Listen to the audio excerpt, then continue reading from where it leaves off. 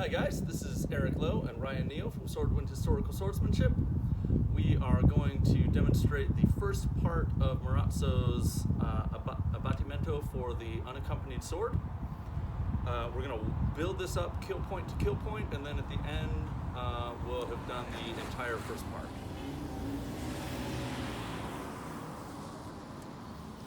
So I'm going to approach my opponent and end my approach in Coda Lunga Stretta, and then give him a falso impuntanto to the face. If Ryan gives me a nice tight parry like his maestro has taught him to do, I can yield around that and just kill him. Knowing that, Ryan is going to give me a bigger parry, and if I let him get that parry, he's going to get a tempo to kill me. Because his parry is wider, I can't yield around it, and if I try, I'm just going to throw myself into his sword. So, knowing that, I don't want to give him the parry, I'm going to Tramezzone around it.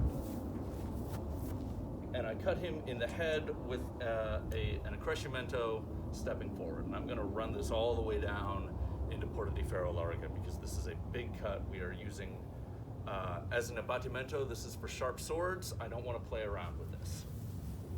For purposes of this form, Ryan's going to just step back to let me finish in Porta di Ferro Larga.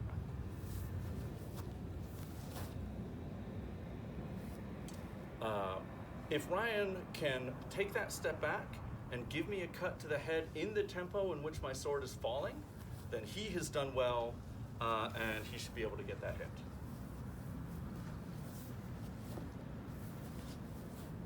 Boom. So, I'm going to counter that with a falso manco to the hand.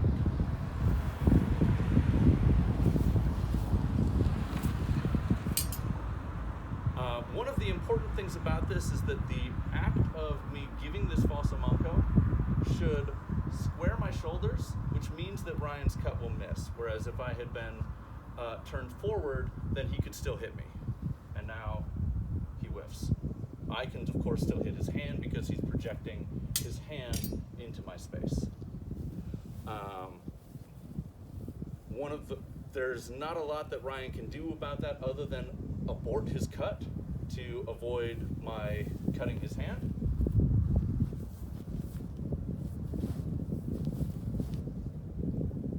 And then, as he aborts his cut, I'm going to give him a cut. I'm going to give him a cut to the head. So let's go through that.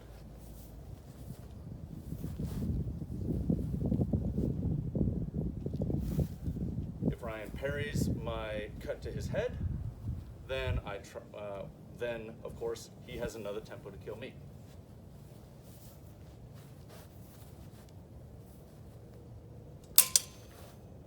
So, just like always, I'm not going to let him get his parry. I'm going to Tramezzone around it.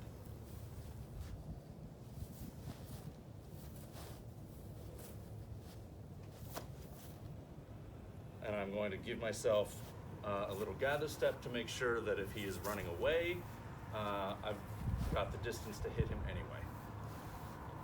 That also is a big full cut. I'm going to run all the way down into Porta di Ferro Larga. So we'll do that one more time with Ryan stepping back to let me get down, just so that we can continue this part of the abattimento.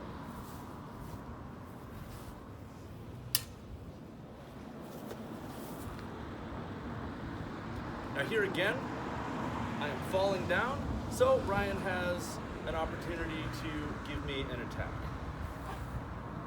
And as long as he can do that in the tempo that my sword is still falling, he should hit.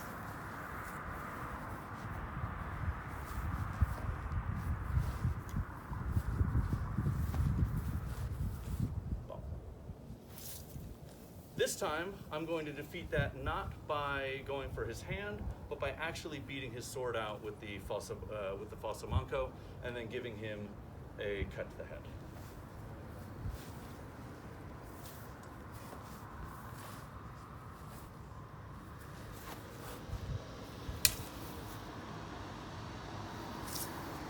Now, there's an important note about what follows here, because Marozzo tells us to give a reverso from his head all the way down to his toes, and then for our safety, step back and give a mandrito traversato to his sword arm. Remembering that an abattimento is specifically for sharp swords, that's why I can run all the way down. And it is also why I am cutting his sword arm, because I might not have disabled my opponent, but if I can place a sharp blade on his arm, then whether my cut finished him or not, he has to stop. Or I will just saw his forearm open, and that will disable his sword arm then. So we're going to do that again.